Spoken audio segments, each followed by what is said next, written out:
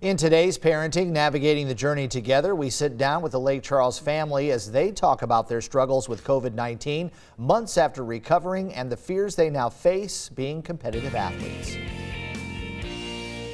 2020 hasn't been easy for Karen Fisher and her family.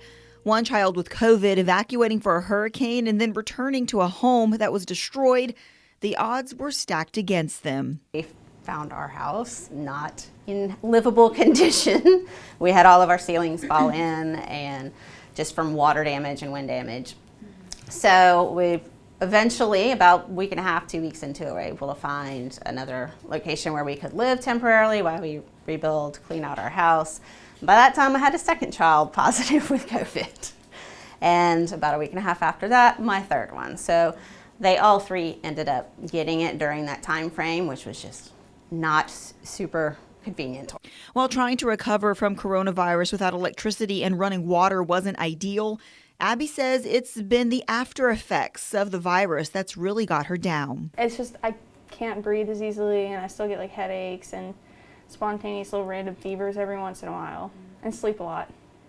A competitive swimmer for years, Abby says she's always been in shape, but since COVID, she can't even catch her breath when going up a flight of stairs. But I'm not used to being like tired going up one flight of stairs.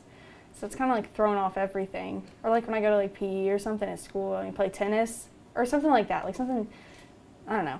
It's just a lot different because I feel a lot more tired and everything's a lot more exhausting than it used to be. As for her mom, Karen says that her biggest fear is what'll happen when Abby enters the pool for the first time since recovering.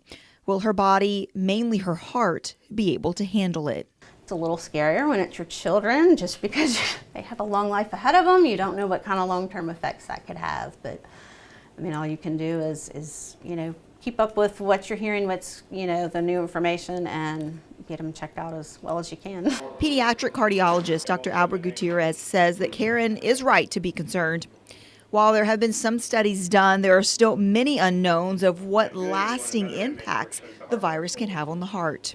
Some children, it could be devastating, and it can induce significant heart failure and what we call like cardiomyopathy or myocarditis, where the infection significantly overwhelms the ability of the heart to pump accurately.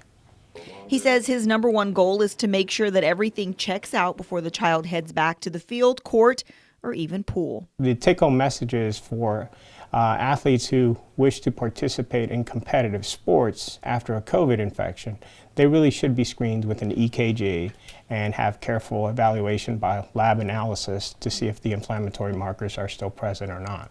For Karen, the concern will remain. She is a mother after all, but says that she won't stop her daughter from continuing to pursue her dreams.